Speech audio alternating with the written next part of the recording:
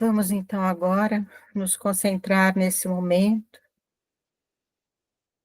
nos concentrar nas lições que receberemos, agradecendo ao nosso Criador por mais essa oportunidade, agradecendo a Jesus pelos ensinamentos, aos nossos mentores espirituais e à equipe de amigos espirituais que nos acompanham e nos ajudam nesses ensinamentos. De mente aberta, de coração aberto,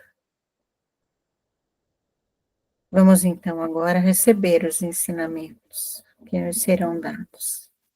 Que assim seja. Que assim seja. Obrigada, Sueli. Pessoal, boa noite a todos. Boa noite. Boa noite, Oswaldo, tudo bem? Vamos dar continuidade aqui ao estudo, né? Que era para ter finalizado na semana passada, mas aí devido às nossas discussões, são questões que precisam, inclusive, ocorrer no nosso grupo de estudo, a gente não conseguiu terminar todos os itens programados. Paramos aqui na mensagem do Jorge, né, onde ele falava sobre a disciplina que devemos ter, né, quando estamos num grupo mediúnico, num grupo espírita, né, ele dá atenção aqui, mas as questões mediúnicas, porém a gente estendeu essa ética a toda a prática no movimento espírita, né, independente da atividade que estamos exercendo.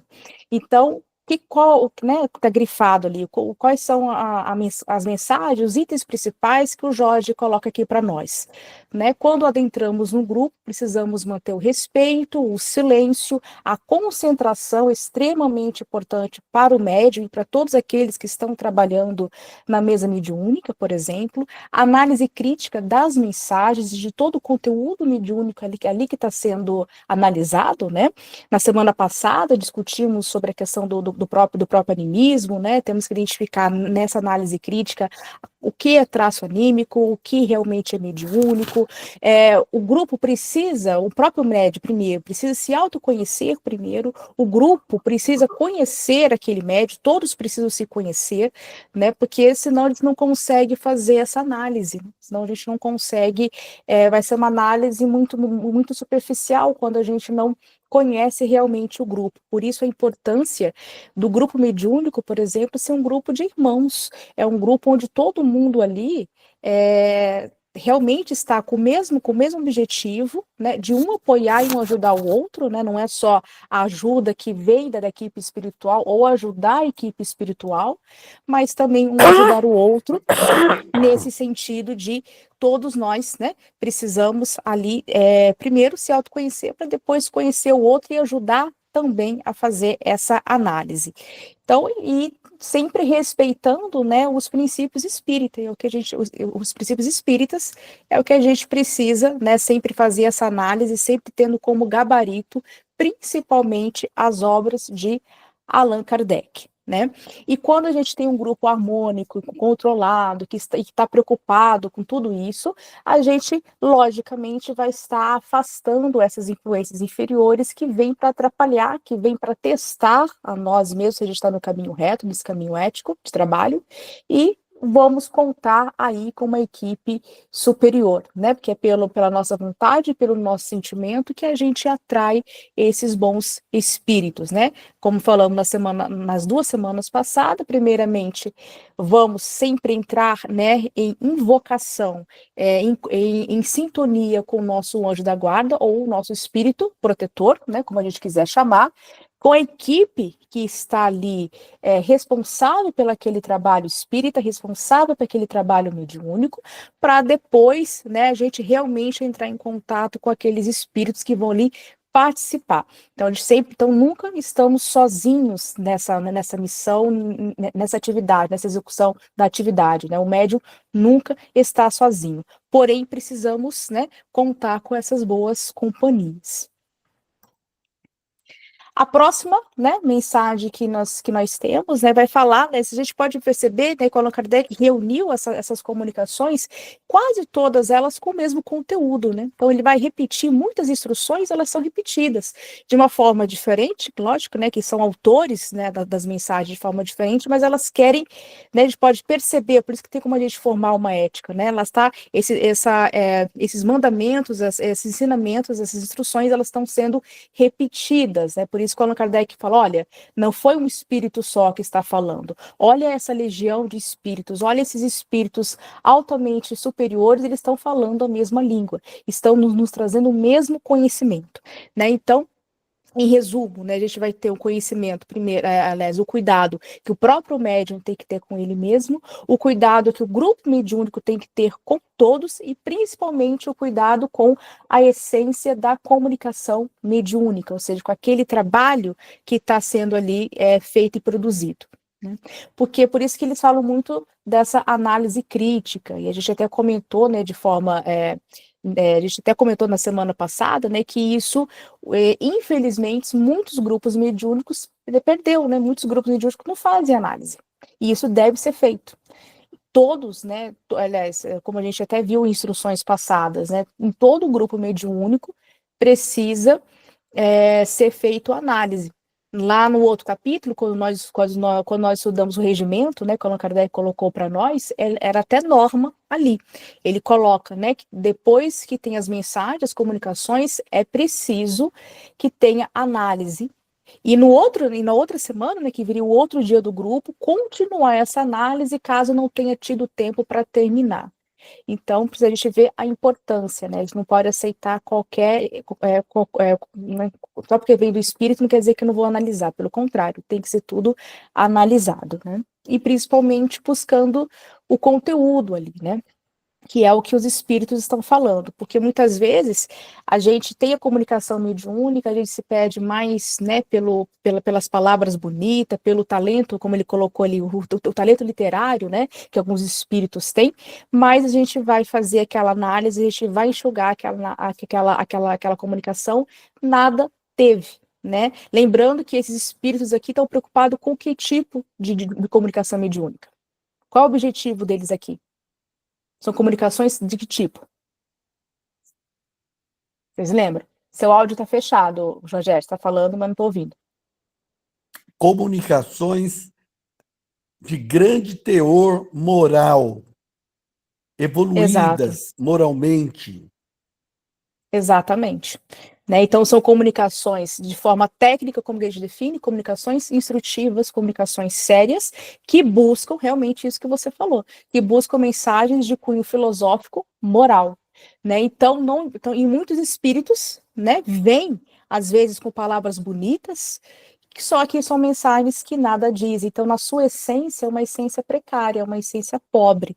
Então, são mensagens que a gente tem o quê? Que por mais que a gente respeite ali o trabalho, a gente precisa arquivar essa mensagem, a gente precisa descartar. São mensagens que a gente não vai colocar onde? No corpo doutrinário, não pode ser divulgado, porque são mensagens que nada dizem. Podem ser todas enfeitadas, né? Ou seja, as palavras, elas vão ser aqui, por mais bem utilizadas, por mais que a gente tenha uma linguagem refinada, o principal é o quê? É o nosso conteúdo. O Allan Kardec já trouxe esse conhecimento, esse estudo no corpo da obra, e agora nós temos mensagens reforçando essa premissa. Né? O que importa é o quê? É o conteúdo daquela mensagem, daquilo que foi produzido, o objetivo daquilo. Né? Então, a gente pode ter um espírito que vem trazer uma mensagem, muitas vezes, não é uma mensagem ofensiva, não é um espírito inferior, mas não é uma mensagem que tem um peso, né, que a gente possa realmente, olha, isso aqui é realmente uma mensagem instrutiva, uma comunicação que vem para poder revelar alguma coisa ou trazer um grande conhecimento, um grande consolo. Por exemplo, todas essas mensagens que nós estamos estudando aqui são mensagens instrutivas. Não é à toa que Allan Kardec colocou no corpo da obra. E assim devemos fazer. Né? A gente precisa ter este cuidado, porque faz parte do nosso método de trabalho. Né? Se faz grupo mediúnico espírita, dessa forma. Então, a gente precisa buscar essa essência. E isso também, né, se vale aos médiuns, né? Eu preciso de médiuns sérios, de médiuns comprometidos, também a casar com esse grande objetivo de produzir essas comunicações sérias, né? Senão o trabalho não flui. Lembrando que espíritos de grande evolução, ou espíritos, né, que pelo menos já têm essa capacidade de nos trazer um conhecimento, uma moral, eles não vão, né, por mais que a mediunidade em si não tenha nada a ver com a moral, mas o seu exercício sim. Então, um bom espírito ele vai procurar naturalmente um bom médium, inclusive no seu âmbito moral. O Allan Kardec traz algumas exceções? Traz. Ele fala, inclusive, quando aquela mensagem é muito necessária ser passada e não tem médium ali disponível, por mais não tão moral assim que ele seja, tão evoluído, às vezes, por exceção, o espírito se usa da mediunidade daquele médium. Mas qual é a preferência do espírito? Sempre casar com aquela sintonia de sentimentos, né? Senão, justamente para poder fluir o trabalho, senão não dá química, né? Não dá aquele conhecimento ou aquela sintonia, como a gente fala. Alguma questão, pessoal, por enquanto, que vocês tenham lido também da mensagem que vocês queiram comentar? Só ir falando, tá? Pra gente fazer um estudo bem legal, como fizemos da semana passada. E as mensagens, essas mensagens, que tem que ser de cunho moral, não é mesmo? Elas precisam visar o quê? A nossa transformação, né? Então todos esses espíritos estão falando a mesma coisa. Olha, todas as mensagens, se isso não virar uma educação do espírito, nada está sendo feito. A gente não está aproveitando essa grande oportunidade de ter esse conhecimento aqui em mãos, se isso não fizer nenhum sentido para mim, se isso não me transformar moralmente, né? Então essas mensagens vêm como um consolo, mas um consolo que nos exige uma transformação, principalmente moral, né? Então, as comunicações espíritas elas são produzidas, devem ser produzidas com esse objetivo, de trazer essas comunicações de cunho moral que visa a nossa transformação.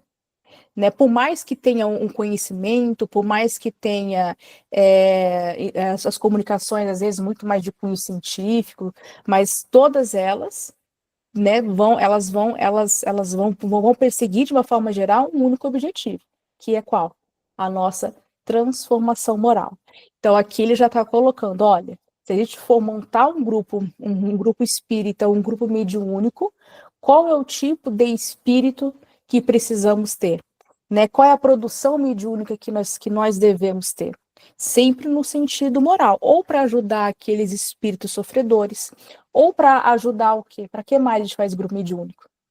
Para poder ajudar em processos obsessivos. O que mais? Para receber as comunicações, essas mensagens de mentores. Tudo com um objetivo o quê? Moral. E o médium também, se a gente vai para o grupo mediúnico e aquilo não nos toca, não nos transforma, a gente está casando aqui com todas essas mensagens? Não estamos, né? Então todo esse trabalho, não só a produção em si, não só aquela psicofonia, a psicografia, o efeito mediúnico em si. A gente tem que aprender também com tudo aquilo que está sendo colocado para nós. Quando recebemos, por exemplo, no grupo mediúnico, uma mensagem de um mentor, não a mensagem do mentor normalmente vem para nós médios, para nós grupos, o grupo material ali. E a gente acha bonito, né? Mas a gente tem que fazer o que com aquela mensagem? Muitas vezes é um puxão de orelha, né? Muitas vezes, né? Primeiro eles mandam bonzinho, depois eles dão um puxão de orelha. Se a gente não escuta, o que acontece? Eles se afastam. Né? E a gente tem né? A gente tem livros, inclusive, sobre isso. Né, de grupos mediúnicos, né, livros, e realmente a gente vê na vida real, né, a gente vê acontecendo grupos mediúnicos que estão realmente jogados, assim, eles não aproveitaram, né, a equipe que estava ali com aquele propósito, né, voltar o trabalho deles, né, para outros caminhos não éticos, por exemplo, e o grupo ficou sem proteção.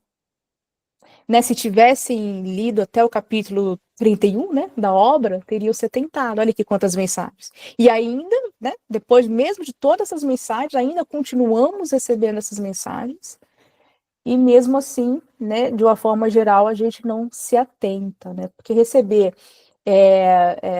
às vezes eles dão, né, algum elogio, mas nem sempre. E a gente também não pode se perder com isso, né, porque elogio demais, infelizmente, afeta a nossa vaidade ainda, né? Mas muitas vezes essas comunicações vêm justamente para nos colocar na linha, que é mais ou menos isso que o Allan Kardec está tentando fazer aqui conosco nesse último capítulo, né? Reunindo essas comunicações, falando para nós, olha o caminho, tudo isso que nós estudamos até agora, né? A gente, né, toda essa técnica que ele ensinou, ela tem que ser usada por qual objetivo? Para a nossa evolução moral. Ou seja, o espiritismo como um todo, ele está posto para quê? Para ajudar a humanidade em que sentido? É só para o centro espírita? Não, é para a humanidade, para ajudar ela o quê? Na sua evolução, no seu progresso. Até porque o espiritismo, ele coloca como premissa, qual premissa? Da salvação ou do progresso? A do Progresso. progresso, exatamente. É mais difícil, né? É um caminho mais difícil, se a gente for compreender. E esse progresso só vem quando a gente cria essas várias éticas que casam com esse ethos divino, e uma ética que, como nós estamos trabalhando aqui, a ética voltada, né, como fazer o grupo mediúnico, como me orientar eticamente, moralmente no grupo mediúnico, por exemplo, eu tenho que seguir todas essas premissas, senão eu não tenho progresso. Então o espiritismo não vem só para a casa espírita, né? Ele é muito mais, né? A gente pode ver até pelo teor filosófico que Allan Kardec coloca para nós nas suas 22 obras básicas, vamos colocar assim, né? Ele, então, o tempo todo, ele repete isso, né? Que o espiritismo veio para poder o quê? Ajudar, uma das asas, vamos colocar aqui, que veio ajudar a humanidade no seu progresso moral. E uma dessas alertas desse grande projeto de progresso moral são as comunicações mediúnicas, né? Então vamos usar de uma forma vamos colocar assim, mais madura, né? Essa via mediúnica, que não é para a gente brincar com isso, já foi o tempo, né? Já foi o tempo lá das mesas girantes, já foi o tempo onde a gente ainda não tinha uma instrução. Veio o Allan Kardec, né? Não só o professor Rivaio, mas o projeto Allan Kardec, e a gente não pode mais ter desculpa, né, de falar que não sabe o que fazer e como fazer, né? A gente não pode mais alertar isso e ficar brincando com as mesas. Então a gente precisa agora realmente, olha, se a gente trabalha, se predispõe a trabalhar em um grupo mediúnico, por exemplo, a gente tem que seguir essa ética. E como, né, coloca aqui essa outra mensagem, né, que esse foi um espírito que inclusive não quis se identificar, não temos assinatura, onde ele vai falar sobre a caridade e a humildade, ó, como os propósitos morais do espiritismo. Né, o Santo Agostinho já falou isso em mensagens anteriores, São Vicente de Paulo, né? Então, a gente pode ver que eles estão se repetindo as mensagens, praticamente está chovendo no molhado aqui, né? Então, a gente está novamente, o Allan Kardec coloca mais uma comunicação falando, né, lembrando para nós sobre esse propósito moral do espiritismo, que deve atuar, né? E como que a gente faz isso de forma prática? Né, agindo todos nós, nos reconhecendo como irmãos, sendo indulgentes, né, porque todos nós falhamos e nosso irmão também, e a gente tem qual é a nossa postura, que nós temos que ter, além de ser humilde, agir Pacientes. pacientes, agir com caridade e com indulgência. Né? Então, são todas amiguinhas essas virtudes irmãs, melhor dizendo. E todas elas a gente precisa cultivar. A gente não tem elas em ato, vamos colocar assim, a gente tem que potencializar isso. O Chico Xavier falava que a caridade é uma potência que a gente tem que desenvolver.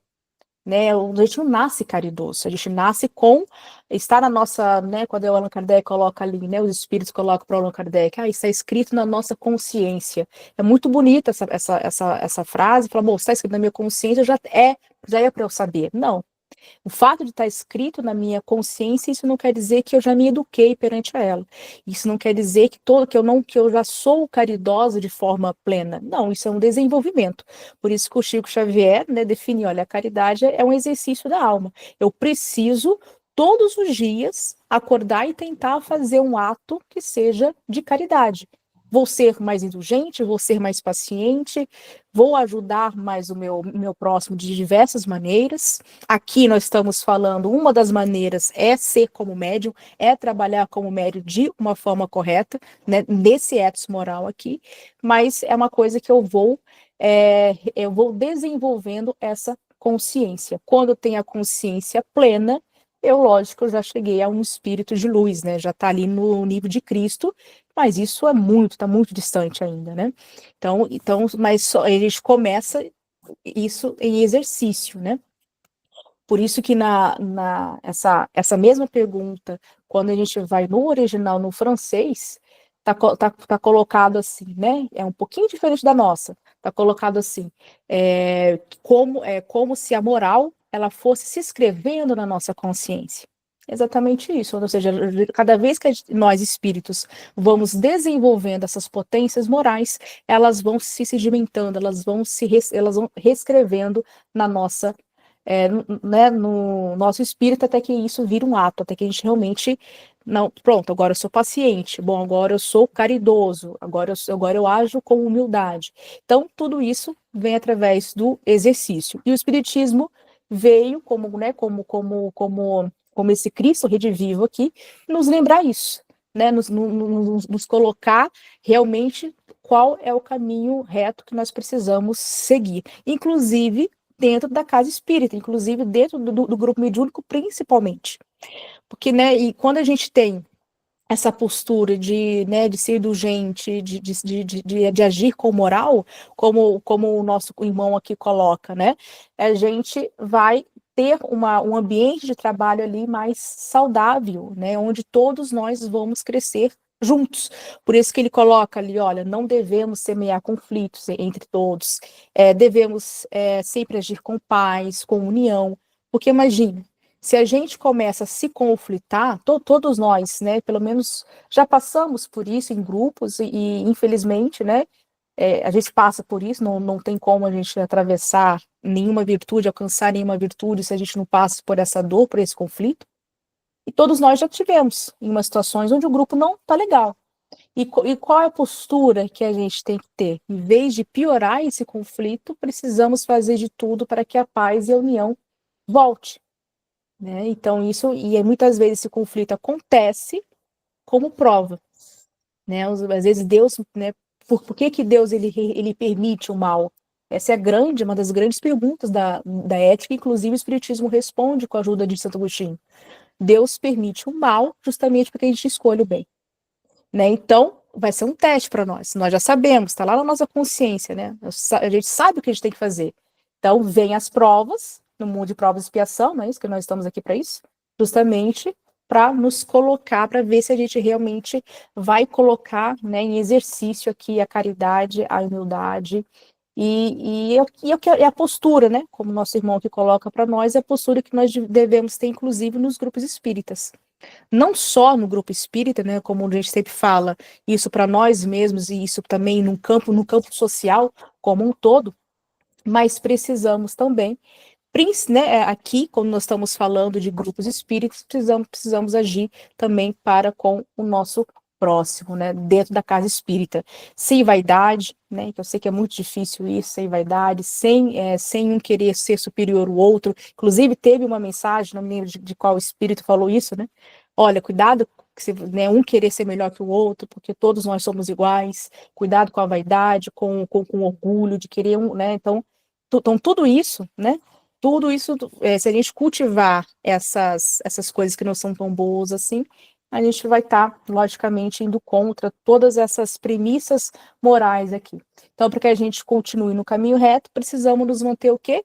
vigilantes, né, na prática da caridade, né, ou seja, a caridade aqui vamos entender mais no sentido de ser indulgente, de entender o próximo, né, daquele irmão que está ali caminhando com a gente como né, no mesmo trabalho, né, ali o outro espírita, agindo com paciência, né, e com esse espírito conciliador, que isso acontece, né, isso acontece. Por isso, falamos até na semana passada, né, da função de quem? Quem ali do grupo tem essa função de sempre manter todos unidos e quando houver um conflito, adotar esse espírito aqui conciliador. O dirigente do grupo. O dirigente do grupo. Por isso que ser um dirigente, estar ali, né, na frente do grupo, não é só para a gente representar de forma prática ali, e burocrática a gestão do centro, anotar as faltas. Pelo contrário, né, temos um compromisso moral ali para com todo mundo ali.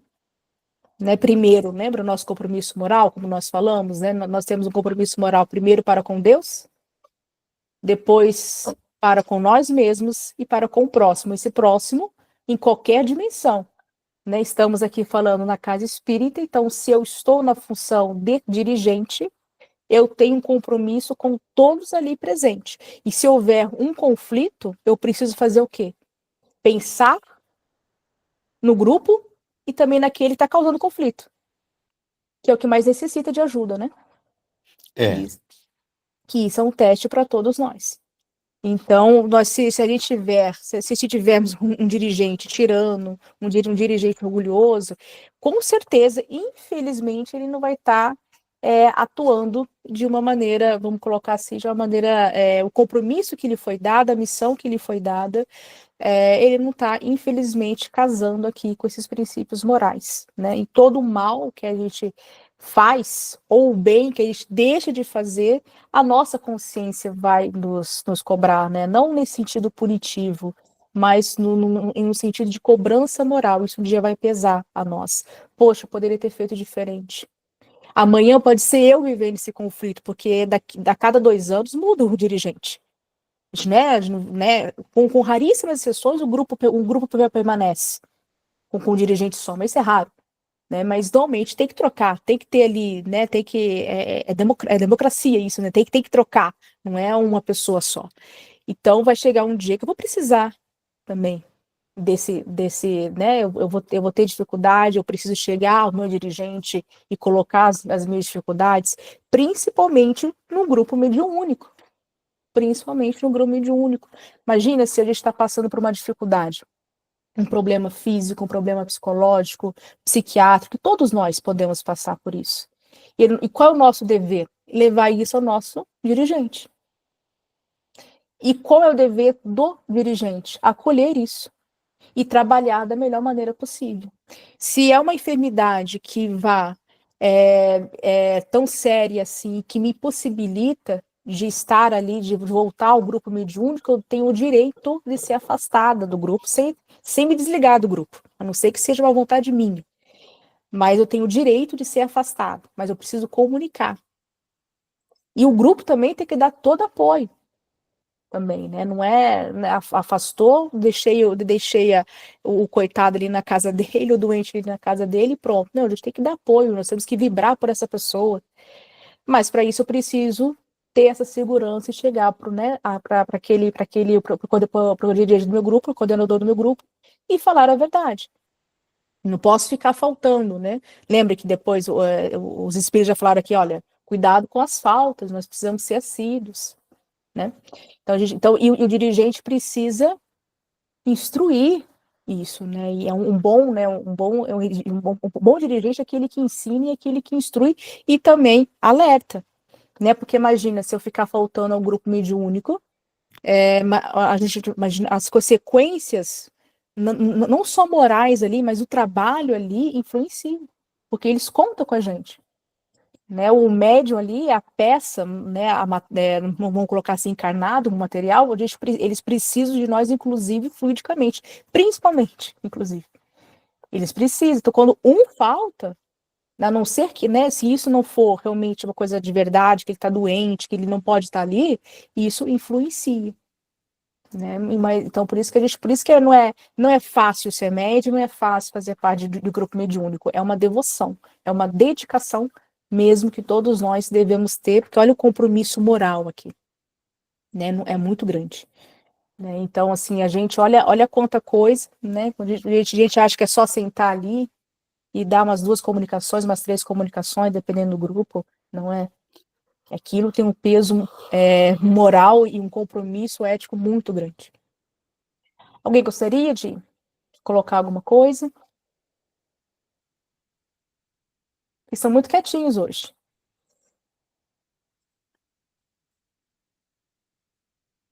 Gostaria, Oswaldo, de falar alguma coisa, colocar alguma coisa para a turma? Uma coisa que a gente também não, nós precisamos nos atentar, e nós espíritas temos uma dificuldade grande de entender isso. Essa questão da caridade, às vezes, é para com a gente mesmo também. Às vezes a gente é muito caridoso com os outros e não é com a gente. Então a gente comete um erro, a gente se pune, às vezes, a vida inteira e não se auto-perdoa daquele erro. Então, se a gente quer ser caridoso com o outro, quer acolher o outro, mas às vezes a gente esquece de nós. E Jesus falou isso, né? Que você só ama o próximo se você amar a si mesmo. Então, essa questão do auto-amor, da auto-caridade, é uma coisa que a gente precisa prestar atenção também, né? Porque senão não tem como você fazer pelo outro. Se não fizer primeiro por si, não tem como fazer pelo outro. Então, eu acho que também é importante a gente focar nesse aspecto, né? No auto-amor, na auto-caridade, para nos preparar para estarmos em condições de, aí sim, olhar para o próximo. Senão, a gente vai estar jogando os nossos problemas para debaixo do tapete e olhando para o outro de modo a não olhar para nós mesmos, né? Isso Exatamente. também é importante. Por isso a gente falou, né? O compromisso moral também é para com nós mesmos. Exatamente. Né? Porque senão, se a gente não consegue se fortalecer, né? A gente não consegue nem ajudar o outro. Seja de forma mediúnica ou aqui, né? Material. Não tem como, bem lembrado mesmo, Oswaldo. E também tem uma coisa, né? Por mais que o Allan Kardec não usa esse termo, mas ele fala, né, sobre a auto-obsessão. Quando a gente está com muita culpa, quando a gente quando a gente está com esse, não consegue fazer esse auto-perdão, né? E isso às vezes acontece, quando acontece com o médium, ele fica totalmente perturbado. E isso influencia não só ele, o grupo todo. Por isso que ele precisa, né? Como a gente falou, né? Por isso que ele precisa realmente se autoconhecer e falar, olha, estou com dificuldade, não estou conseguindo isso. E ele precisa ter espaço, né? Porque muitas vezes a gente fica com melindre, a gente fica com medo, a gente fica com receio, o que o outro vai pensar de mim. Por isso que o dirigente ele precisa deixar todo mundo à vontade. Ele tem que ser rígido, lógico. Com todos os espíritos aqui estão sendo rígidos com a gente também. Mas ele precisa ser amoroso ao mesmo tempo. Ele precisa deixar com que esses médiuns possam, né? Porque ficamos doentes, passamos por esses conflitos, e a gente precisa desse espaço aqui totalmente acolhedor e fraterno, né? Não, a gente não pode chegar e falar assim, não, você está doente, então eu vou te descartar. Não é assim.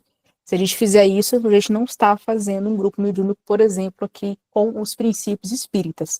Pode ver aqui todos esses espíritos aqui, com alguns, né, pelo menos a maioria deles aqui, são o quê? São os espíritos que participaram da codificação, né? Então, não é qualquer um. Né? E aqui tá vendo várias mensagens com assinaturas diferentes, todos falando a mesma coisa, né? Então, fazer, né, como São Vicente Paulo colocou para a gente aqui, ensina, né, fazer, né, o bem ao próximo, também, né, como o Oswaldo colocou, para nós mesmos antes, primeiro, senão a gente não consegue, né? Por isso que amar a Deus sobre todas as coisas, né, e ao próximo como a si mesmo. Se a gente não tiver primeiro essa base, realmente não tem como a gente dar para o outro, né? Vamos avançar aqui um pouquinho, pessoal, devido ao nosso tempo. Alguma dúvida? Alguma questão, pessoal? Comentários dessas mensagens que vocês leram também, que vocês gostariam, pensaram diferente? Tem algum exemplo, alguma pergunta?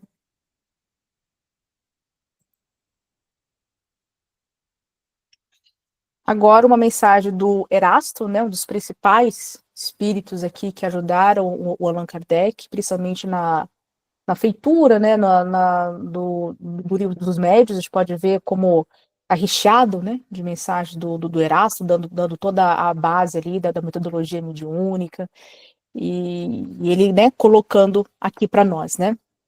Então, ele vai falar também sobre a importância dessa análise crítica nas comunicações espíritas, né?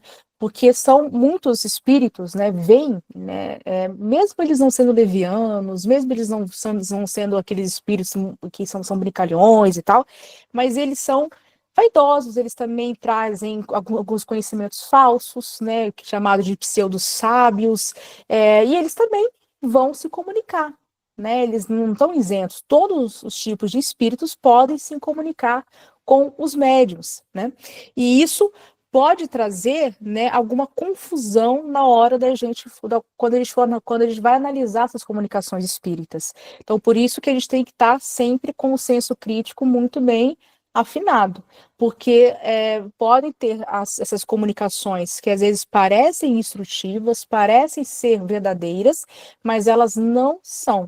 Inclusive, elas trazem o quê? Contradições, tá certo? Então tem que tomar muito cuidado. Por mais que tenha uma assinatura ali, porque a assinatura não quer dizer nada, a assinatura não quer dizer, nem sempre vai casar com a verdadeira identidade do espírito, né? Então eu posso assinar e me passar para um outro espírito, eu posso ter um nome parecido, pode ser um animismo do médium, pode ser um monte de coisa. Né? Então, mas por isso que a gente tem que se preocupar com o conteúdo, com a análise crítica do conteúdo. Por mais bem escrito, por mais que a linguagem seja uma linguagem, como a gente falou, refinada, bonita, o conteúdo precisa ser analisado, né? E esses espíritos, muitas vezes eles sabem que o conhecimento, eles não são dotados de conhecimento, eles não são, não têm evolução para isso, mas eles se passam, eles colocam, eles vão ali porque eles querem poder, eles querem mostrar que sabem, né? Temos pessoas assim entre nós encarnados, ele só desencarnou, né? Tem pessoas que são assim, né, que não, como Sócrates falavam, né, que isso é o quê? Arrogância, né? Arrogância é falar aquilo que eu não sei, é falar aquilo que eu não domino. Então eu falo aquilo com ar de propriedade, né? Com isso é uma vaidade, não deixa de ser uma vaidade também. Então eu só desencarnei e vou continuar produzindo isso. Então muito cuidado com esses médios, com esses espíritos, perdão, que inclusive seduzem os médios, Erasto vai falar. Muito cuidado. E grupos que não são tão, não têm, vamos colocar assim, um tempo de trabalho, que não são maduros, não conseguem, muitas vezes ficam seduzidos por esses espíritos, porque vêm com palavras muito bonitas, eles começam a acreditar em tudo aquilo que aquele espírito está falando. E se ele encontra espaço, ele volta, viu? Ele volta. Ele volta de novo, ele volta de novo. E não é à toa que eles têm um monte de livros pseudo-espíritas, né? Pelo espírito tal. E tá cheio ali de falácias, tá cheio de coisa ali que não tem nada a ver. E outra coisa, a gente precisa, vamos supor, né? Vamos supor que a gente receba uma comunicação de um físico e veio uma comunicação com realmente um conteúdo ali acadêmico, um conteúdo daquela ciência. O que a gente precisa fazer? Passar essa análise para uma pessoa que tem o mesmo conhecimento, que saiba, inclusive, principalmente que tem um conhecimento espírita, né, melhor dizendo, o conhecimento espírita e o conhecimento da física, dessas duas ciências aqui de fronteiras, até para ele poder julgar. Porque muitas vezes... dá razão. Exatamente. E tem que ter esse conhecimento. Eu preciso de um crítico que seja dotado desse conhecimento. É um técnico. Ele teve uma formação acadêmica, ele se instruiu. Porque por mais boa vontade que tenhamos de fazer essa análise crítica, eu, por exemplo, não tenho conhecimento na área. Eu precisaria de uma pessoa que tenha essa análise crítica. É o que, por exemplo, muitos médios atuais, inclusive, fazem. Esses médios atuais que ainda produzem livros espíritas sérios, né? Nós temos, e eles passam para outros colegas, até não espíritas, né? Quem faz isso muito é a Dora Encontre, né? Ela fala isso nas aulas dela. Ela, né, ela fala assim, por mais que ela domine aquele conhecimento, ela passa para outros espíritas que também dominam para fazer essa análise, antes dela publicar. Porque ela não é porque ela é a Dora Encontra, ela tem esse conhecimento, ela é uma médium desde criança, que ela vai confiar naquilo. Ela mesma falou, não, eu submeto antes daquilo ir para editoras Comênios, né, que é a editora dela, que é a editora da escola dela. Né? Então, assim, ela mesma coloca. E isso devemos. Quem faz isso também, comentamos a semana passada, a Ivone. Né, a média Ivone do Amaral Pereira também fazia isso, ela inclusive estudava justamente para poder ter conhecimento para poder fazer essa análise crítica. Né? Fizeram muita análise crítica de quê? De todas as obras do Chico, também comentamos isso na semana passada, que é isso que o Erasto está falando. Pode ser o texto mais lindo possível, mas se eu não se eu não tiver esse conhecimento e me deixar ser seduzida aqui pelas essas palavras, eu vou estar fazendo um desserviço, né? Eu vou estar passando um conhecimento falso. Tem muitos críticos, né? Tem muitos críticos, principalmente das obras do Divaldo, a Dora Encontra é uma delas, né? Com todo respeito ao médium, ao caridoso Divaldo, ao homem Divaldo, mas ela estava falando, só um exemplo, né? Ela estava falando das obras do Divaldo, das obras da Joana de Ângeles, que são psicografadas pelo Divaldo, essas obras muito cheias de psicologismo, né? E a Dora Encontra estava lendo, né, ela também tem essa formação e ela também submeteu a outros psicólogos, a outros acadêmicos da área, né? E estava falando ali que tem algumas falácias, que tem algumas coisas que não deveriam ser publicadas. Mas vai dizer isso para o nosso movimento espírita, né? Isso aí são coisas que eu escutei em aula, eu não tenho conhecimento nem acadêmico para falar sobre isso, tá? Mas ela deu isso como exemplo, quando eu estava debatendo coisas parecidas com essa aqui, né? Ela falou, tem obras do Divaldo, aliás, obras da Joana de Ângeles, melhor dizendo, que veio pelo Divaldo, mas como o Divaldo é o Divaldo, quem vai contra o Divaldo, né? Mas deveria ir. Se tem se tem essas obras, com certeza, no futuro, já estão sendo debatidas. Já tem espíritas que vão contra essas obras. Não contra a Joana de Ângeles, não é contra a mensagem, vocês entendem? Porque aquilo pode ter um pouco do médio Divaldo ali? Claro que pode ter. A Joana de Ângeles, ela é dotada de todo o conhecimento? Não. Né? Então, pode ter muita coisa. Então, assim, só que são obras que só o tempo vai dizer, né? À medida que a gente vai lendo e vai colocando em exercício maior, como o Horácio está colocando aqui para nós, que é essa análise crítica, são obras que talvez no futuro elas vão ficando para trás, né? Tem muitas obras do Chico que até hoje que foram passadas por várias análises e ainda permanecem. Ou seja, são obras que não estão contrariando nenhuma ciência, nem a ciência espírita. Porque tem algumas comunicações, alguns livros, vamos pegar, por exemplo, o André Luiz. Ele traz conhecimentos de medicina, de física, astronomia, conhecimento de várias coisas. Por mais que seja um livro espírita. Olha quantas pessoas eu preciso reunir para ser confrontado, ou seja, vários técnicos para poder analisar aquele conhecimento.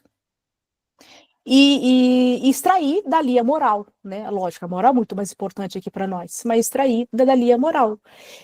Mas eu preciso desses técnicos, e isso já foi feito, muitas obras já foram feitas, inclusive lidas, a gente tem espíritas físicos, né, e que estão ali que nos ensinam, não, tá ok, tá casando, é possível isso ter como hipótese, é uma hipótese que a gente pode colocar que é válida de forma racional. Então, é isso que a gente precisa fazer. A gente não está indo contra o trabalho do médium, a gente não está indo contra o Divaldo, por exemplo, indo contra a Dora Encontra, indo contra ninguém. Né? Mas como o Erasto colocou aqui para nós, olha, cuidado com aquilo que os espíritos nos colocam. Ele pode vir como mentor, pode ser o nosso mentor, pode ensinar como Deus ali. Né? Se você ensinar como Deus, já começa a duvidar, né? Porque, né? Mas se ele pode vir com outro nome ali, com uma mensagem muito bonita, a gente vê que é uma mensagem bonita, ou de um médium excelente, que a gente conhece inclusive a moral dele, mas ainda pode vir pode ser uma mensagem que não case com aquilo que a gente vai colocar como verdade, né? Ou melhor dizendo, atualizando, né, o termo da ciência, que a gente não vai colocar como hipótese que a gente possa levar em conta, né, que a gente possa realmente colocar, não, isso realmente é uma mensagem espírita, não vai colocar, não vai ir contra nenhum princípio espírita, né, porque a gente lembra que a gente sempre discute, né, aquilo que é princípio e aquilo que é teoria, né, aquilo que é uma hipótese. Nós temos os princípios espíritas e as teorias, né, que são formadas a partir dos princípios espíritas que foram se revelando, que foram que os espíritos colocaram a nós, né? E quando a gente tem uma teoria, por exemplo, a teoria lá do mundo de capela, né? Que os capelinos foram exilados, blá blá blá, tudo que a gente já sabe, que vira romance, é lindo. Gente, pode dar uma novela espírita maravilhosa. Só que isso é uma teoria. E muitos de nós passamos como uma verdade, como um princípio, é uma teoria. Pode ser que se a gente for fazer uma análise, pode ser que essa análise seja né, nos dê uma teoria, uma hipótese que case com aquilo que o Allan Kardec colocou? Pode ser. Né? Ou pode não ser. Então, assim, ou seja, tudo aquilo a gente tem não como princípio, sim como teoria, principalmente precisamos passar por essa análise crítica e não aceitar tudo de mão beijada, assim, né? Ou de forma acrítica, porque não era a postura que o Allan Kardec queria de nós, né? Por isso que ele cunhou tanto a fé raciocinada, que a gente gosta tanto de falar isso, mas precisamos colocar ela em exercício também, né? Aplicar a razão e o discernimento ali, Horácio colocando, na análise de todas as mensagens mediúnicas. Não importa o conteúdo, aliás, importa, né, ou seja, não importa a assinatura, não importa o meio de comunicação. Esse conteúdo precisa passar pela análise, né? Senão a gente, né, vai estar fazendo o caminho totalmente oposto e contrário àquilo que o Allan Kardec já nos colocou como princípio. Algum comentário, pessoal? Vocês gostariam de fazer? Dúvida, pergunta, até aqui?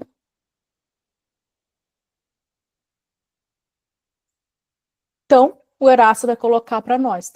Então, assim, a gente vai ter contato, sim, com esses espíritos que vêm com o intuito apenas de mostrar poder, apenas que vão passar algumas mensagens que são pseudo-sábias, algumas até meio levianas também, por isso que a gente tem que ter muito cuidado. E eles muitas vezes vão se apresentar assim, com nomes importantes, vão tentar mexer com aquele grupo, vão tentar fazer uma sedução naquele grupo mediúnico.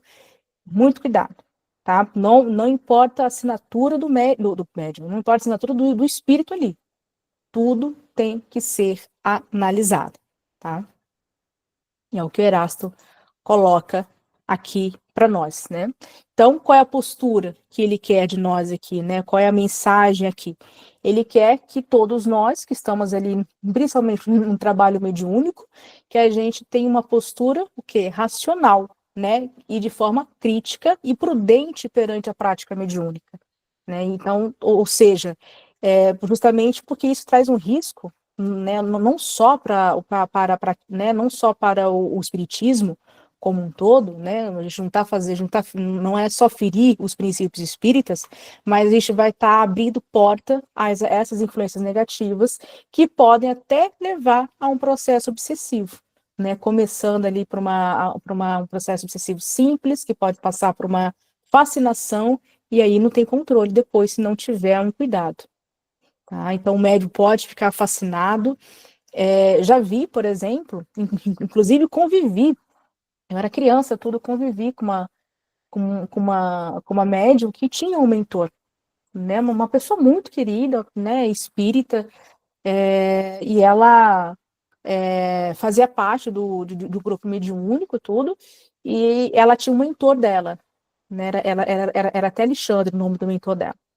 E ela falava, o Alexandre falou isso para mim hoje, o Alexandre falou isso. Ela começou a dar essas comunicações do Alexandre, né, lá no grupo dela. Mas essas comunicações vinham de uma forma muito confusa, vinham de uma forma assim que não estava legal, né? O grupo fez essa análise crítica. E essa médium ficou muito chateada. Ela falou assim, mas poxa, mas é o meu mentor, vai falar que o meu mentor não sabe de nada? Vai falar que ele é confuso? É o grupo que é confuso. Aí ela saiu do grupo, saiu daquela casa espírita e ela começou a produzir. Ela começou a produzir, né? Aliás, a comunicação mediúnica na casa. Né? Não que isso seja errado, nós temos médiuns que fazem produção mediúnica na casa deles. Né? O Chico fazia, outros médiuns faziam, historicamente vamos ter vários exemplos. O problema não é o local, lógico, o ideal é fazer na casa espírita, né? Todos nós já sabemos. Mas tem outros locais seguros também de fazer, tá certo? Só que nós temos uma médium aqui, um exemplo, por exemplo, que estava confusa. Ela se apaixonou pelo mentor dela, que ele se dizia mentor dela. Ela ficou até doente. Eu me lembro bem. Ela ficou até doente, essa senhora, né? E ficou na casa dela, e ela começou o espírito, entre aspas, né?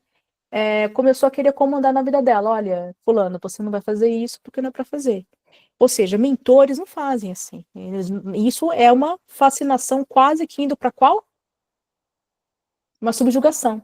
Né? Ele controlou ela toda, ela realmente ficou doente. Desencarnou, inclusive, há 2 anos atrás, essa senhora, infelizmente. Então, assim, ela se afastou da casa espírita. Você acha que o mentor quer que a gente se afaste? Você acha que ele quer que a gente saia, né, de um grupo, né? Precisamos todos nós, a gente precisa crescer junto. Tenha muito cuidado com isso.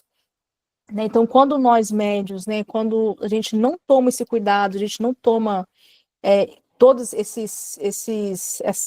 gente não coloca no coração mesmo essa ética, a gente vai se perder. Então, assim, primeiro com a gente mesmo. A gente fica doente. Né, quando a gente realmente acredita, fica fascinado, como o nome diz, fascinação pelo aquele espírito, e a gente passa a não ter mais essa postura racional, a gente não passa mais, né, ter essa crítica. A primeira coisa é a crítica com aquilo mesmo que a gente escreve. Lembra, no caso que eu contei da história da Ivone, como ela fazia? A primeira coisa é o próprio médium, não, vamos fazer análise. Não só não só ele mesmo, não, com o grupo todo. Né? Então é a melhor coisa. Porque isso, quando a gente adota essa postura, vai dizer o Erasto aqui, a gente vai atrair esses bons espíritos que querem o mesmo intuito. E vamos afastar cada vez mais a hipótese da gente cair num processo, inclusive, obsessivo. Aqui que é o grande mal, né? Ou seja, é uma das grandes, um dos grandes perigos trabalhar a mediunidade com erros, né? É a gente cair em um processo obsessivo, infelizmente. Alguma questão, pessoal? Vocês gostariam? Alguma experiência que vocês gostariam de compartilhar também, que tem a ver com o que a gente está colocando aqui? Ô, Ana, uma dúvida, eu andei faltando os 2 últimos, sobre a história da Ivone. Pelo que eu entendi, então, esse mentor dela podem ser espíritos, né, não sei o termo correto, seriam bons, podem ser outros espíritos. No caso da Ivone, era algo assim? Não, o que eu falei da Ivone era a postura dela enquanto médium, né? Que a gente pouco, né? A gente sempre vê ela como a médium Ivone, né? Mas ela como pessoa, ela desde muito nova, se você pegar a biografia dela, desde muito nova, ela era muito inteligente e ela gostava de estudar, então assim, ela comia os livros, foi estudar filosofia, foi estudar por conta própria, né? Foi estudar arte e tudo se imaginar, essa mulher estudou. E ela fazia essa análise crítica antes, né? Então assim, não importava o tipo de espírito, né? A Ivone tinha, ela é mais conhecida por trabalhar com, né, até pela história reencarnatória dela, por trabalhar com espíritos sofredores, os suicidas, né, em especial, mas ela também recebia as comunicações de outros tipos, de poetas, de outros tipos de comunicações.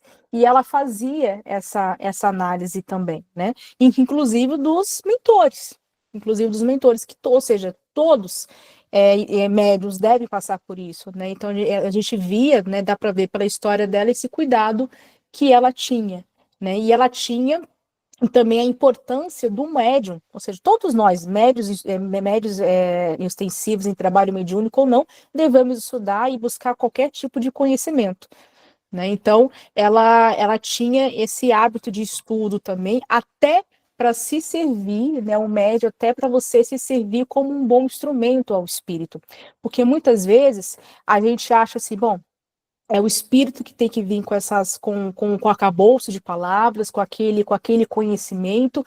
Eu vou ser apenas o quê? Um fio que vai ali, um fio de telefone ali, que vai dar a comunicação, que vai escrever o livro. E não é bem assim, tá? Quando a gente começa a aprofundar essa questão, Allan Kardec, infelizmente, ele não faz isso na obra, né? Ele não tem tempo para poder fazer essa obra, mas nós temos, por exemplo, espíritas, né, que seguiram depois, os que foram, né, inclusive colegas de Allan Kardec, como o Delany, né, não o Alexandre Delany, que era o pai do Gabriel, o Gabriel Delany, que é o que a gente conhece mais, né? O Gabriel Delany era novinho, pequenininho, inclusive, quando Allan Kardec estava produzindo os livros. Brincava ali na sala do Allan Kardec quando o pai estava trabalhando junto. Ele cresceu e foi estudar essa questão, principalmente dessa capacidade mediúnica que alguns médiuns têm de receber comunicações diferentes. E ele vai colocar para nós na obra O Espiritismo perante a Ciência. Ele vai colocar assim, olha, os médiuns que trazem essas comunicações, muitas vezes em outras línguas, que não é só língua mãe, né? Que ele traz comunicações de cunho muito científico, ou seja, essas comunicações que realmente viram obras, provavelmente, ele coloca assim, né? Ele, como hipótese espírita, ele vai fundamentar. Esse médium já tem essa capacidade também. Não é à toa que esse espírito que trouxe essa mensagem, que passou esse conhecimento, conseguiu usar esse arcabouço do médium também para poder passar. Então, a gente pode colocar, se a gente for pegar essa teoria do Delany, aplicar, por exemplo, ao Chico Xavier. O Chico Xavier, enquanto Chico Xavier, ele não tinha esse conhecimento acadêmico, por exemplo, mas e o espírito dele? Então, assim, quando ele estava ali no transe mediúnico, para ele ter recebido aquela quantidade de conhecimento, por exemplo, que o André Luiz dá para ele, conhecimento técnico, não só de cunho moral, provavelmente, segundo Gabriel Delany, diria, o Chico já é um bom arcabouço, ele já é um bom instrumento. Ou seja, o médium, quanto mais ele estuda, quanto mais ele se instrui e também evolui de forma moral, ele vai se tornar um melhor instrumento. Então, assim, esses médios, como a Ivone, como o Chico, eles se tornam exemplos para nós de conduta, também buscar esse conhecimento, né, não só da moral, esse conhecimento técnico também, ou seja, qualquer conhecimento que a gente vem estudar, isso estimula a nossa mente. O Delany também vai dizer assim, né, por exemplo, médios que recebem a comunicação, vamos supor que a gente receba uma comunicação em alemão, e ninguém sabe falar alemão, muito menos o médium, não tem esse conhecimento nessa vida. O Delany vai colocar para nós, nessa obra que eu citei, né, ele coloca para nós, ele tem sim esse conhecimento, está ali no espírito dele de outras vidas, mas ele tem esse conhecimento, não foi à toa que aquele espírito ali, o alemão ali, vamos colocar ali, que deu comunicação em alemão, ele conseguiu usar esse aparelho mediúnico deste médium. Então ele já traz, né? Depois que cessa a comunicação, o médium, ele cita ali exemplo de médiums que era não sei se era em inglês e deu comunicação em italiano. Não sabia falar nada em italiano. Nada, nenhuma vírgula. Né? Ele, inclusive, era um médium inconsciente e não lembrava nem lembrava. Quando cessa o transmediúnico, você volta, né? Ele viu a comunicação, falou, não sei nem ler a comunicação. Mas era uma comunicação em uma língua que não era dele e que tinha um conteúdo ali. Então o Delany teve contato, né, com esses médios, né, desde os 10 anos dele ali. Aliás, desde os 10 anos dele, não. O livro dos Espíritos estava nascendo, em 57 ele estava nascendo. Ele cresceu ali na sala de Allan Kardec, pela biografia dele. Entende? O pai dele era médium, Não, o pai dele estudava com Allan Kardec, a mãe dele era médium. Era uma das médiuns que ajudou a codificação. Então ele cresceu já, pegou isso como objeto de estudo aí e pesquisou outros médiuns que tinham essas mediunidades especiais, né? Ele vai falar de médiuns que conseguem fazer as pinturas mediúnicas, que já traz esse conhecimento, já traz ou seja, dá a impressão para nós, como hipótese, né? E o Allan Kardec também fala isso, que o médium, esses médiuns especiais, eles já trazem isso no bojo deles, já traz no próprio espírito. Ali, quando há um transe mediúnico, né? Ou seja, quando há uma emancipação da alma, por isso que a gente consegue aproveitar desse aparelho mediúnico. Então, isso, né, são apenas exemplos. Então, assim, quanto mais a gente estuda, quanto mais a gente se compromete, não só na parte moral, mas também na nossa evolução intelectual como um todo, não tem como em uma vida de terminar tudo, não tem. Por isso que eu brinco, né, não vai ser nessa vida que eu vou aprender física e matemática, eu sou uma negação, né, mas quem sabe na próxima, né, então, assim, mas tudo aquilo que a gente puder, a gente tem que aproveitar. Entende? Então, assim, justamente, inclusive, voltando ao trabalho mediúnico. Quando a gente tem esse compromisso mediúnico. A Ivone, por exemplo, tinha essa grande missão, né, não é mais compromisso, essa grande missão mediúnica, e principalmente com esses espíritos que estavam ali em sofrimento, e ela teve isso, ela passou por isso, né, e por isso agora ela estava devolvendo toda essa ajuda que ela teve. Então, assim, ela passou por essa experiência também em outras vidas, não como Ivone, e veio agora justamente para poder ajudar. Então ela tinha esse carinho especial a esses espíritos sofredores e suicidas, né? Então, cada médium ele vai ter ele vai se manifestar de um jeito diferente, né? Mas todos médios, de uma forma geral, eles nos tornam exemplo para nós, né? De trabalho. Então, o bom médium é aquele que estuda, principalmente as obras de Allan Kardec, todas as obras. Se a gente tiver tempo, né, e vontade, temos que aproveitar e estudar tudo, porque isso também influencia na nossa prática mediúnica. Então, um bom médium, isso ajuda também os bons espíritos, né? A gente vai servir, né? Vai ser o melhor instrumento. Então, não é só ser dotado de faculdade mediúnica e ir lá na casa espírita sentar na cadeira. Não, a gente tem que ter todo um trabalho, um cuidado ético, moral, e também de estudo, né, principalmente das obras, né, principalmente das obras espíritas em especial. Por isso que comentamos. Mais alguma questão?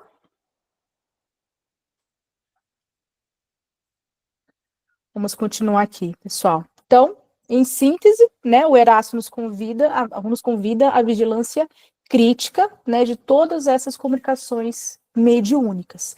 Por mais que esteja ali, por mais que sejamos ali perante uma autoridade, né, como ele colocou ali, um nome, uma assinatura bonita, um nome de peso, não importa, tá? Esse rigor de análise tem que ser feito em todas as mensagens, de qualquer conteúdo, tá? Qualquer conteúdo precisa ser analisado. Então, né, e isso, né, é lógico, né, quando mais a gente, né, a gente vai avançando aqui, a gente vai vendo que todos esses espíritos estão falando praticamente a mesma coisa, né, por isso que o Allan Kardec colocou tudo num grupo só, né, outro irmão aqui falando para nós sobre a importância, né, da gente ter interpretar a comunicação e ter o quê? A gente tem que saber o que? Separar, né? O discernimento. Aquilo que a gente vai colocar como verdade, aquilo que a gente não vai colocar. Que foi o que o Allan Kardec fez, né? Aquela imagem que nós temos dele se sentado em uma escrivania ali, fazendo aquela análise, rodando madrugadas, lendo as comunicações mediúnicas, porque ele recebia por cartas, né? Poucos médios, aliás, poucos, né? Poucos médios ele trabalhava ali junto com ele na casa dele, depois foram para outro prédio, né? Mas no início era na casa dele. Ele tinha comunicação ali fresquinha, direta, mas muitas comunicações vinham, inclusive do Brasil, de médios brasileiros, foram, né?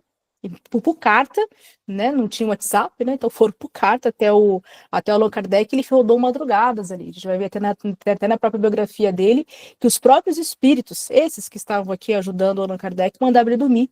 Ele não dormia, de tanto que ele ficava rodando as madrugadas, lendo, e fazendo essa interpretação de mensagem. Será que eu coloco? Será que eu não coloco? Será que essa mensagem aqui ela está indo contra ou não os princípios espíritas? Então, esse trabalho que o Allan Kardec fez, né, e fez com excelência, né, a gente também deve fazer a nossa maneira, do nosso jeito, com falhas, obviamente, né, mas a gente precisa, né, tentar pelo menos alcançar algo próximo, né? Então, o Allan Kardec realmente ficou ali afinado, né, para poder ver, né, se aquela mensagem realmente vinha de um espírito elevado, se o conteúdo realmente era interessante colocar ou não nas obras, independente da assinatura, né, se estava ali, se tinha falácias, se tinha comunicações que vinham, que parecia estar manipulando os médios, se tinham comunicações que estava assinando como Maria, como os santos, os cristos ali. Então ele filtrava isso tudo, né? Ele não via só a assinatura ali, né? Porque quando você pega a comunicação, né? Como você pega uma comunicação que está ali escrito ali é Deus, né? Você já começa a duvidar, né? Porque não tem como.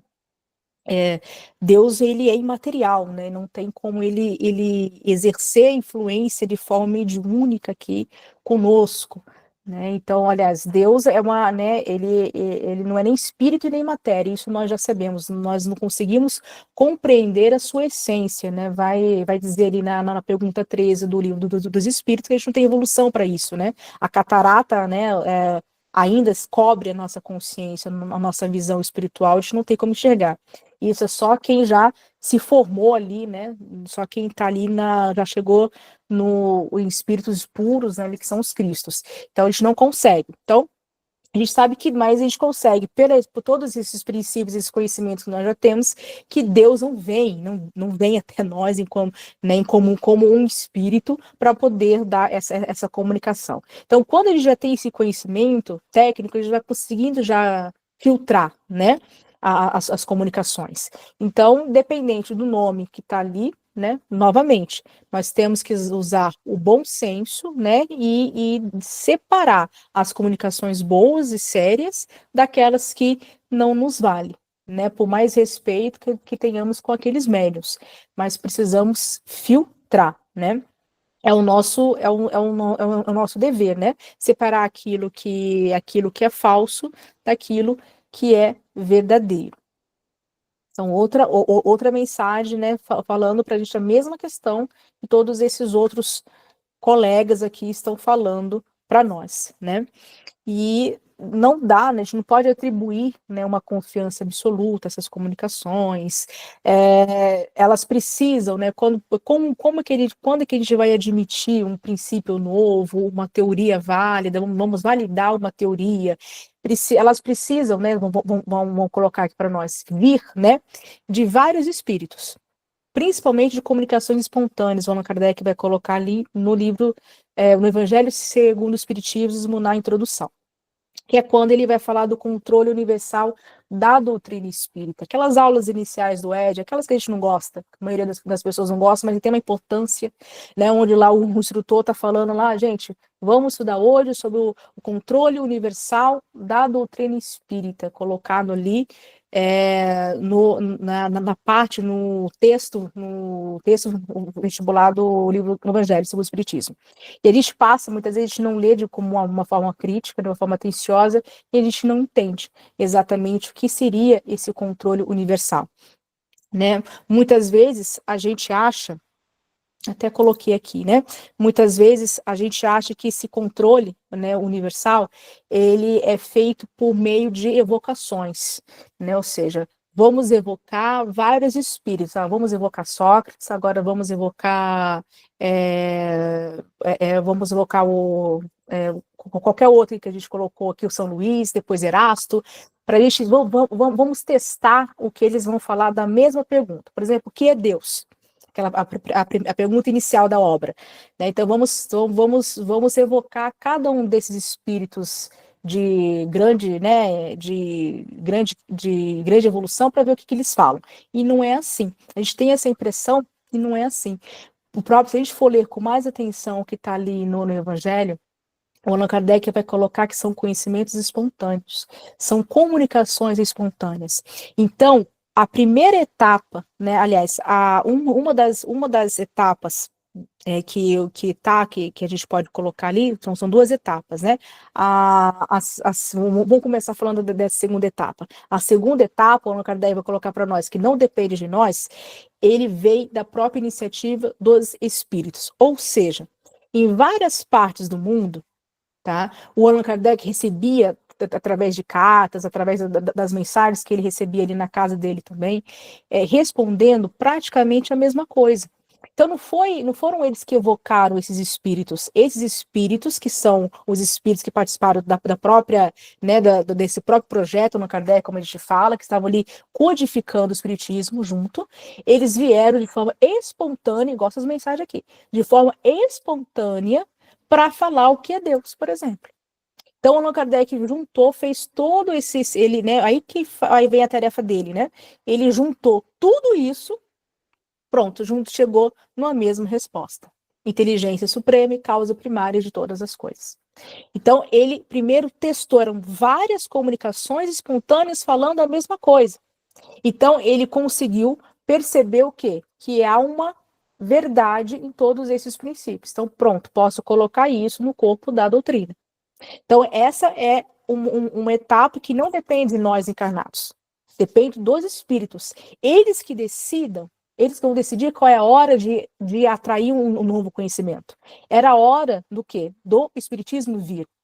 Então, eles se juntaram, né, comandado ali pelo espírito de verdade, veio e eles se comunicaram de forma espontânea e ali, né, pegando ali os vários médios, e isso chegaram, e fazendo que isso chegasse à mão do Allan Kardec, que estava o responsável ali para poder codificar tudo isso, fazer esse filtro. Por isso que ele não é um mero secretário, né, como a gente quando está conhecendo o espiritismo, tem essa imagem de Allan Kardec. Ele era um secretário, ele só juntou as mensagens. Não, ele fez essa análise, mas primeiro, né, de forma espontânea, foram esses espíritos que ao longo, né, no mundo inteiro, inclusive do Brasil, como a gente falou, médios que estavam aqui, que já estavam com essa missão, também encarnados aqui com essa missão, que vieram e colocaram isso ao Allan Kardec. A primeira etapa, né, que a gente está fazendo o caminho inverso aqui, a primeira etapa do controle universal, o que é? É a gente fazer essa análise. Então, nós recebemos, através aí de evocação ou de comunicação espontânea. Eu recebi esse conhecimento científico, por exemplo. Como é que eu vou colocar no corpo do espiritismo? Eu vou precisar conhecer toda a doutrina, né, para poder fazer esse filtro, ou seja, ter o espiritismo como gabarito, para depois eu colocar isso. Bom, isso é uma teoria espírita. Posso fazer um livro espírita e dar isso como continuidade da doutrina. Então, essa é uma etapa que depende de nós. Então, ou seja, nós encarnados, que vamos receber essa comunicação e vamos fazer essa análise, esse filtro, para ver se casa ou não com os princípios espíritas, que é o que a gente está fazendo tudo agora. Agir com lógica, agir com razão. E quando vem, né, uma mensagem com um conhecimento que, inclusive, esbarra em outras ciências, devemos levar o conhecimento de pessoas que são dotadas desse conhecimento, dessa outra ciência. É uma mensagem que vai falar sobre, né, como a gente falou, citamos como exemplo a Joana de Ângeles, que fala muito sobre psicologia. Precisamos de psicólogos que sejam dotados desse conhecimento, inclusive, para poder fazer o filtro. Posso fazer esse diálogo, esse conhecimento espírita, ok. Agora, o conhecimento de outra ciência, como a psicologia, tá ok. Se está ok, então eu posso levar isso ao mundo. Eu posso publicar isso, eu posso fazer, né? Não vou estar fazendo não vou estar ferindo nenhuma doutrina, nenhum campo científico. Então, esse é um grande, por isso que é sério o negócio. Né? Não pode fazer de qualquer jeito, né? Então, a primeira etapa depende de nós vamos fazer essa análise, né, espírita e se esbarrar em outras ciências, de outras ciências também, se usar desses técnicos, e a outra etapa é quando os espíritos querem, eles decidem, né, ou tem um projeto ali, eles decidem quando é a hora de trazer para nós. Aí sim, é reunido espíritos, né, de grande escala evolutiva, de grande conhecimento, para trazer para nós né, para trazer para nós todo esse conhecimento, que virou doutrina, que a gente vai chamar de espiritismo, que o Allan Kardec chamou de espiritismo, que trouxe uma ciência, que trouxe um objeto de estudo, que trouxe uma ciência, né, como ele coloca, né, se a gente for definir o espiritismo é uma ciência espiritualistas com bases científicas vamos colocar assim, de desdobramentos filosóficos e morais. É como ele define ali na introdução do livro dos Espíritos, né, ali no item 1, 2 e 3 ali. Então, é mais ou menos, né? Então, o que esses espíritos estão falando aqui para nós? Relembrando, né?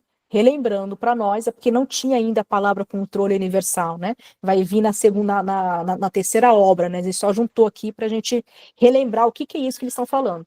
Eles estão falando desse controle universal da doutrina espírita. E isso já não, né, veio justamente para nos barrar, né? Olha, cuidado, não vai aceitar qualquer conhecimento. Olha o controle universal, né? Senão a gente começa a aceitar qualquer conhecimento e passar isso adiante, e isso faz até com que a ciência espírita, a filosofia espírita, o conhecimento espírita, a moral espírita, passe vergonha perante a humanidade, perante, né? A gente tem vários livros, tem muitas pessoas que falam assim, olha, eu fui ler um livro espírita, né, que se diz espírita, e eu tenho tal conhecimento aqui, eu tenho tal conhecimento aqui, de física, por exemplo, está totalmente errado o que esse espírito aqui está falando, mas virou livro, virou obra, virou palestra, né? Quantos palestrantes aí falam de física, por exemplo, né? Quem deu até esse exemplo foi até o professor Césio, né? Quem esteve aqui desde o ano passado conhece o professor Césio, vamos ter aula com ele também, vamos ter uma aula ainda com ele aqui no grupo também.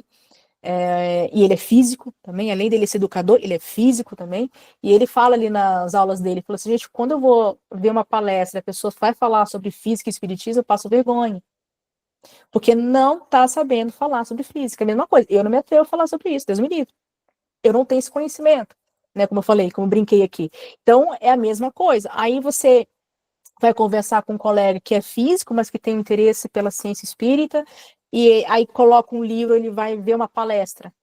Ele vai sair falando mal do quê? De Allan Kardec. Vai falando, e o Allan Kardec tem nada a ver com isso, né? É uma coisa que a gente não aplicou esse controle universal aqui. Ou a gente não tem o conhecimento de fronteiras para poder falar sobre tal assunto. Não temos autoridade, né? Naquele conhecimento. Então é isso. É o que o Allan Kardec está falando. Olha, estuda, né? Tenha, né? Não vá aceitar tudo. Só que a gente parece que deixou isso de lado, né? Por isso essas discussões que a gente sempre traz, né? O que a gente pode fazer enquanto, né, nós que estamos compondo o movimento espírita para poder, né, para a gente poder fazer com que isso não se perca, né, que está se perdendo, né? Porque a gente tem de livros que estão ali, são vendidos como espíritas, mas não são. Podem ser romances espíritas, podem ser, né, isso no sentido aqui, partindo do princípio, tendo como nossa lente aqui esse controle universal, né, e todo esse conhecimento aqui que esses espíritos de luz aqui estão nos falando. Então, a gente tem que tomar muito cuidado. Quando a gente vai ler um livro, seja do André Luiz, seja da Joana de Ângeles, seja de qualquer coisa, né? A gente tem espíritas como a Dora Encontro, por exemplo, que são mais severas, que não gostam desses autores, assim, mas não é que a gente não possa ter contato, a gente deve ter contato, né? Até o professor Césio fala isso, nós devemos ler, mas vamos ler com livros espíritas de Allan Kardec ali do lado, como fosse o nosso gabarito mesmo. O espírito tal, o espírito Emmanuel, ele falou sobre isso. Vamos ver o que o Allan Kardec fala sobre esse assunto? Por isso que a gente gosta, né, de fichar livros, né? Não sei, né, quem gosta de ler fichando os livros. Né? Eu gosto de fazer isso, é uma forma que eu tenho de estudo. vou fichando os livros, não tem como a gente decorar tudo. Vamos lá naquelas nossas fichas. O Allan Kardec fala sobre esse assunto em tal obra, página tal. Aí vamos confrontar, vamos ler, fazer um estudo, né, fazer um estudo comparativo. Às vezes casa. E muitos espíritos, como André Luiz, muitas vezes casa, sim. Né? E muitas vezes não. A gente vai respeitar, né? Agora, se a gente for dosar, vamos ficar com a opinião do André Luiz ou com a opinião de Allan Kardec, segundo o controle universal? A gente pode ser apaixonado pelo André Luiz, querer ir lá na casinha dele, lá no nosso lar, tomar sopa com ele. A gente pode ser apaixonado por ele. Mas o controle universal diz o quê ali na segunda etapa? Peraí, nós temos vários espíritos de evolução maior que o André Luiz, por exemplo, dizendo a mesma coisa, senão o Kardec não teria colocado nas obras. Tá certo? E nós temos a opinião de um espírito, por mais maravilhoso que seja, que é o André Luiz, que disse o contrário. Um exemplo, tá? Então, de forma metodológica, qual a gente vai aceitar? Pode, né? Mas André Luiz, eu já vi pessoas falando assim, eu vou ficar com o André Luiz porque foi o Chico é uma pessoa maravilhosa, então o Chico está com razão. A gente confunde nossas emoções. Não, realmente, Chico é uma pessoa maravilhosa. Mas, e ele é o médium, né? Eu estou julgando o André Luiz. Deixa ele de lado ali, né? Vamos ficar pelo controle universal, vamos ficar com o Allan Kardec. Não pelo professor Rivaio, pelo método que ele colocou aqui para nós.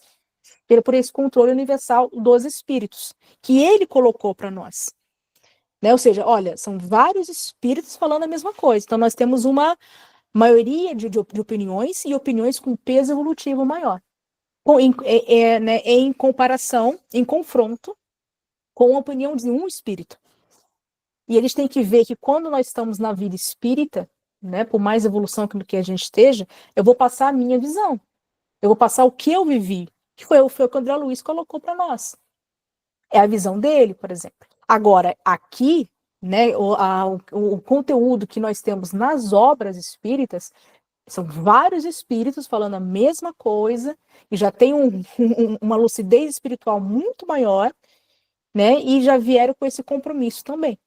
Né? Então, por isso que, diante do controle universal, o controle universal né, de todo o conhecimento desses espíritos, vamos ficar com aquilo que Allan Kardec nos coloca. Agora, isso não desmerece o trabalho mediúnico de ninguém, não desmerece o conhecimento que os outros espíritos, de forma individual, traz. Inclusive, eles também vieram com essa missão, né, de nos ajudar, né, eles também são comprometidos com esse projeto do Allan Kardec, citam o Allan Kardec também, né, mas então isso não desmerece ninguém, nós não estamos falando nesse sentido moral, mas sim dessa análise do conteúdo, né, daquele conhecimento que está sendo colocado para nós. Alguma questão, pessoal? Alguma dúvida sobre esse controle universal aqui? Pode falar, Karen. Eu tenho. Por exemplo, eu não tenho muito conhecimento, né, sobre isso, estou aprendendo agora.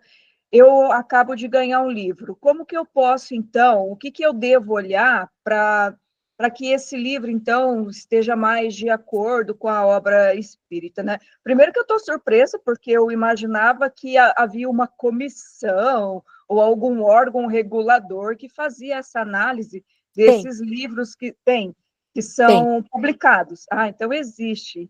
Existe, mas como todo grupo de pessoas, a política. Então, por exemplo, nós temos a FEB, que é a Federação Espírita Brasileira, tem uma editora que ela é responsável, por exemplo, ela tem os direitos autorais das obras do Chico, da Ivone, né, ou seja, o tempo fez com que ela tivesse isso, historicamente. Ela teve um tempo histórico, assim, na época de, né, muito, bem no seu início, onde nós tínhamos espíritos como o Bezerra de Menezes, de autoinstrução também, onde as obras eram, assim, as obras do Chico sofreram, inclusive, se a gente for pegar na história, muito confronto. Até elas ganharem espaço, foi um tempo. O Chico persistiu no trabalho dele. Então, assim, tem, até hoje tem. Então, assim, antigamente, na minha opinião, né, era um controle muito maior, era mais seguido aqui ao pé da linha aqui, sabe, que o Allan Kardec coloca para nós. Então, há pessoas que vão fazer esse controle de editora, Então, eles vão, e eles precisam ser, sim, dotados de conhecimento espírita.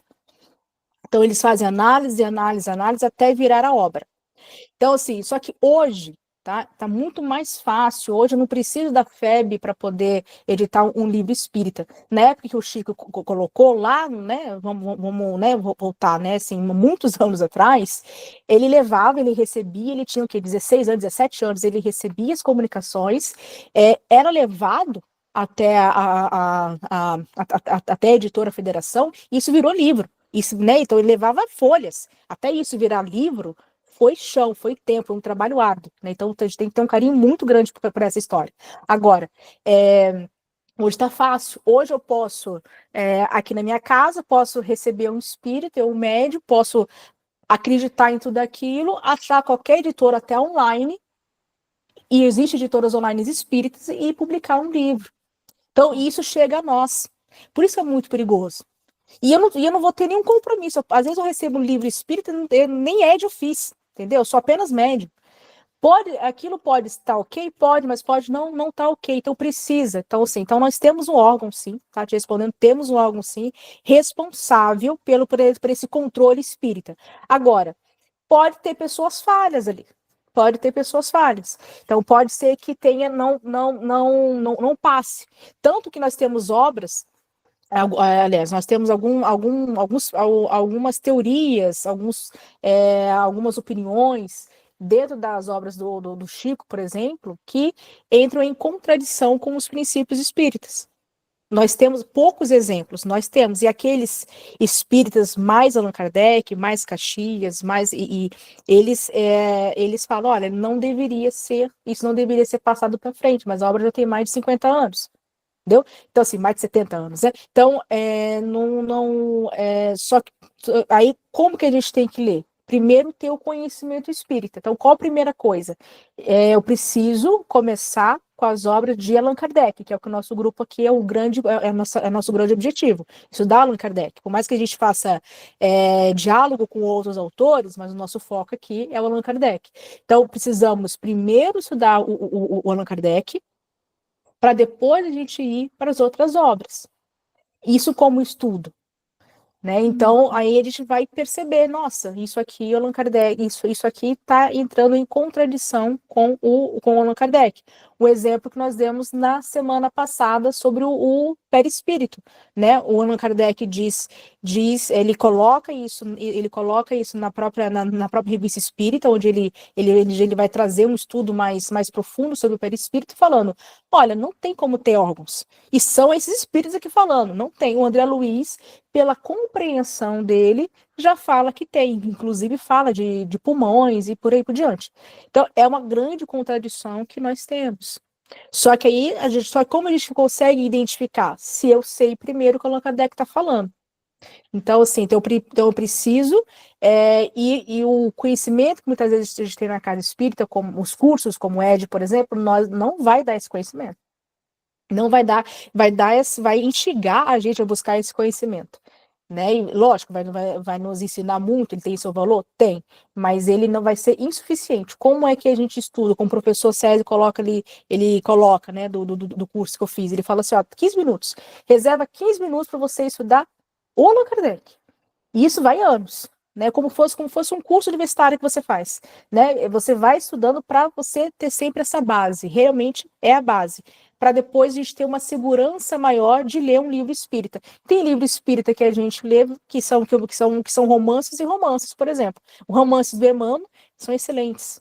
São excelentes na parte de história, eles são romances assim, maravilhosos.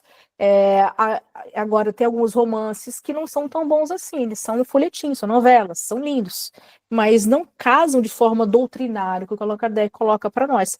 E muitas vezes, se for um livro que, mesmo de cunho espírita, mas que não tem esse compromisso, ele pode ser ficção, não tem problema, ele não é obrigado a sempre a ser um trabalho acadêmico nesse sentido, né? Mas a gente tem que ter muito cuidado. Só que eu não posso citar um livro desse numa palestra espírita, por exemplo. Né, tem coisas que são totalmente, não tem como perceber. Ele vai até, não é nem contra a lógica espírita aqui, ele vai esbarrar na nossa razão mesmo. Não, isso não pode ser possível. Que a nossa razão aqui, né, é a base da nossa fé raciocinada. né? Então, qual nota se precisamos? Primeiro, isso leva anos, né? Isso leva anos e é um estudo para sempre. Primeiro, precisamos ter o Allan Kardec ali como nossa base, para depois ir para outros autores. É um erro muito grande, eu sei que nós temos filmes, né? Eu sei que o André Luiz, por exemplo, citamos muito, é muito famoso. Vou começar a ler o André Luiz, vou começar ali a ler o nosso lar. A gente, até o Allan Kardec, vai iluminar ali o nosso lar, porque a gente vai ler com outros olhos, não só como um romance ali, mas a gente vai ver, nossa, o Allan Kardec falou isso, o Allan Kardec, olha que legal, né? Então, assim, tem muita coisa. Ou seja, a gente vai ler com outros olhos, justamente porque a gente já tem essa base aqui, né? Senão a gente vai ler só como a gente vê um filme, como a gente vê uma novela, né? Como virou filme, né? Por mais maravilhoso que seja aquilo, realmente é uma ficção. Tem coisa, inclusive no filme que a obra não tem. Mas aí o filme pode, né? O filme ele tem essa liberdade, não é um compromisso de estudo. Mas ele serve para instigar a gente, né? Mas é isso. Então, sim, não tem, né? Como o Herculano Pires falava para nós, gente, como que você aprende como você aprende espiritismo? Não tem jeito, é sentando e estudando, porque é uma religião, é uma doutrina, é uma filosofia, é uma ciência colocada em livros. É sentar e estudar. Não tem outro jeito. Né? Estudar primeiro de forma individual, depois aqui em grupo, por isso que eu falo, gente, vamos ler em casa primeiro para depois discutir aqui em grupo. A gente tem que ter esse momento só nós ali, só nós, entre aspas, que a gente está com o nosso anjo da guarda. Antes da gente fazer o nosso estudo, daqueles de 15 minutos que eu falei, a gente faz uma oração, pede para o nosso anjo da guarda ali ajudar a gente, né? A gente nunca está só, mas depois a gente vem aqui em grupo e discute, que é nosso grande objetivo aqui. Não tem jeito, tem que estudar mesmo. De certa forma, então, livros publicados pela Federação Espírita Brasileira já têm uma maior confiabilidade, né? Tem que fazer um filtro, tudo tem que fazer um filtro, porque lá também vai política, ela precisa de dinheiro, tem muitos livros assim, de autores, assim, né? Tem que tomar cuidado. Tem que tomar por isso que o Horácio falou assim, olha, cuidado. Não importa se veio da editora tal, X, FEB, porque também tem seres humanos, pode ter tido uma falha ali, né? Não estou falando que faz de má fé, claro que não, mas tem um objetivo também de essa obra pode ser rentável. Até hoje se faz muito romance, é o que vende mais, porque as obras que são de cunho mais filosófico e científico, elas são mais caras, então as pessoas terminam comprando romance. Então, assim, né? Se o Allan Kardec voltasse, acho que ele ia fazer assim, meu Deus, né? Vamos refazer muita coisa. Porque se perdeu, por isso a gente tem que tomar muito cuidado. O romance é muito bom, mas tem que ler com olhos de romance mesmo. Né? Tem muito romance espírita aí que muito cuidado mesmo. Alguma questão, pessoal? Aqui no nosso último, no nosso último item, né, os espíritos estão justamente falando para a gente, né, sobre a nossa, isso cria para nós, como a gente está falando, essa ética, né, ou seja, nós nos tornamos responsáveis enquanto médios, enquanto trabalhadores ali daquele grupo mediúnico, a fazer essa análise, a interpretar essas mensagens e separar, né, daquilo que realmente não vai contrariar os princípios espíritas, daquilo que pode ser colocado como uma hipótese válida, né, ou como Allan Kardec falava, como uma verdade. Então, a gente precisa fazer esse filtro de todas as mensagens recebidas, né, então, essa, né, é a mensagem final aqui, né, que nós temos desses últimos né, desses penúltimos itens, né, porque vamos ter mais um estudo aí coordenado pelo Oswaldo, onde ele vai terminar esse capítulo, mas sempre com essas orientações, né, então que essas orientações que os espíritos nos deram, né, que isso nos sirva não só para a gente trabalhar na mesa mediúnica, mas sirva para qualquer atividade, né, temos aqui pessoas que são palestrantes, que vão estar na frente de um grupo de estudo, muito cuidado com aquilo que a gente está fazendo, né? Ou seja, em resumo, aquilo que eu sempre falo, muito cuidado com aquilo que a gente está colocando na vida do outro, somos responsáveis. Quando nós vamos fazer um curso, quando nós vamos dar uma aula, a gente precisa estudar tanto, porque assim, a gente está colocando, né, aquilo que não nos pertence, que é o espiritismo, né, mas que a gente casa com ele e a gente tá passando isso para o outro, né? Então não é só boa vontade, não é só ter amor ao espiritismo. A gente precisa ser fiel de forma assim, de conhecimento também. Cuidado com aquilo que a gente vai transmitir para o próximo. Cuidado nós médios com a mensagem que nós vamos colocar na vida do outro. Uma mensagem mediúnica, uma carta, não importa. Muito cuidado. Né, porque é uma ética mesmo, e como toda ética, a nossa consciência vai nos cobrar uma hora, tá certo? Então, sejamos responsáveis. Mais alguma questão, pessoal? Passamos aí 6 minutos. Quase que a gente não termina, mas terminamos. Alguma questão? Se não tiver, podemos encerrar? Quem gostaria de fazer a nossa oração final, por gentileza? Eu faço, Ana. Denise? Isso, eu. Obrigada, Denise.